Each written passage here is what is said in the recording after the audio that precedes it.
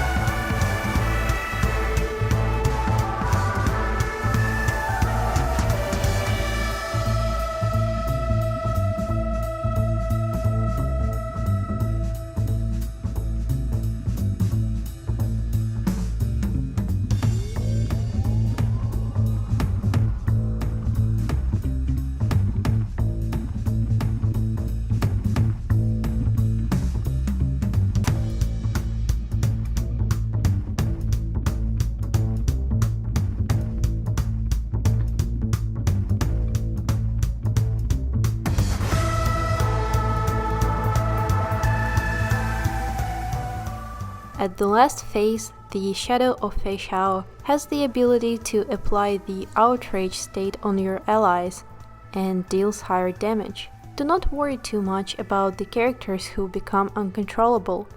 They will return after a turn. Keep prioritizing your healing as the damage you get now is higher than in the previous phase.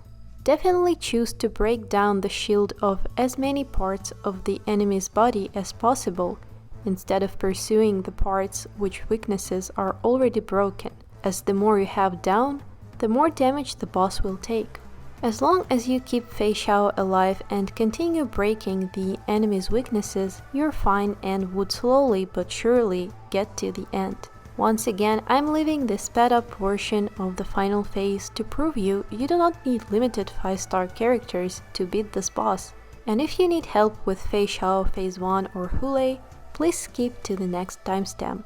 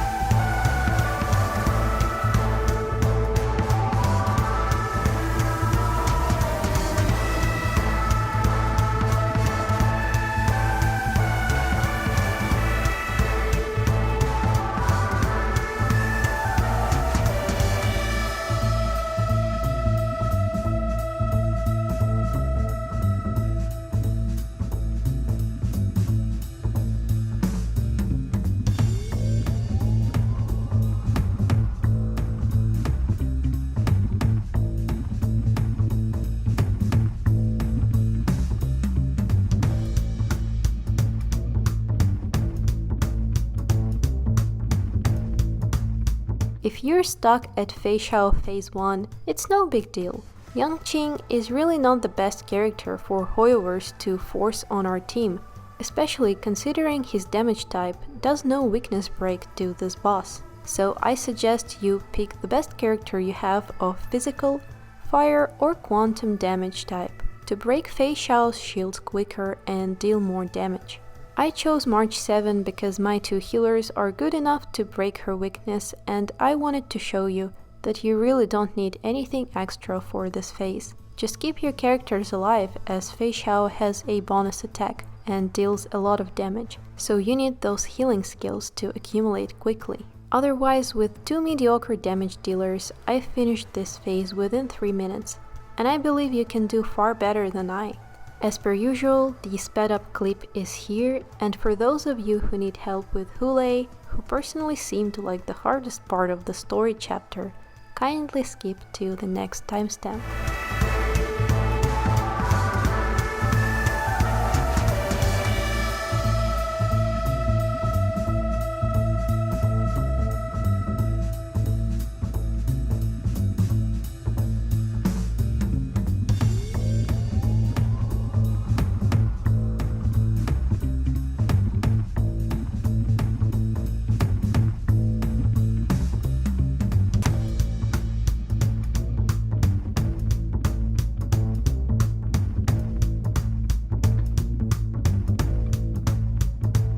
If Hoolay is still bothering you, I am not judging you at all. In fact, he's been the hardest enemy for me this update, and I've restarted his fight multiple times before I came up with the dual healer system that carried me throughout the whole story. I suggest you buff your character's attack and defense before the battle. Please get as much healers as you need, as not only this boss does a pretty big damage, but he and his Borisins apply different statuses to your allies that keep draining your HP.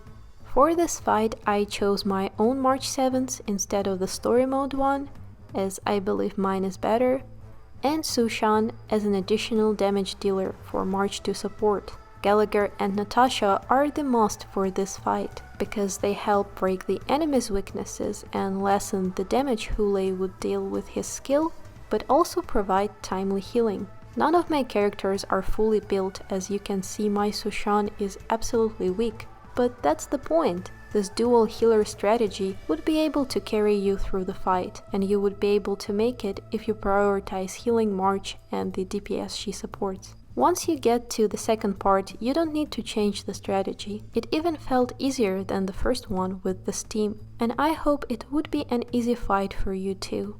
Just don't get too greedy with the opportunities to deal damage, have patience with 4-star free-to-play characters, and make sure you accumulate Gallagher and Natasha's ultimates often. I will leave the sped up video of the fight, but that's it.